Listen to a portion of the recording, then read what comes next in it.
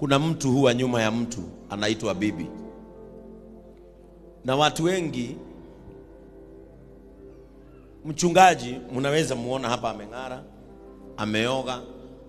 Na mnajua wanaume sisi hata nguo ya ndani kuvaa ni kukumbushwa.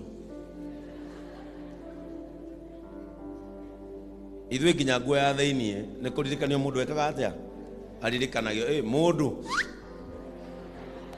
mũbuto nĩ ũrĩthiĩ ranji coka Kwa hivyo nataka nimwalike mke wangu Mama Hasen.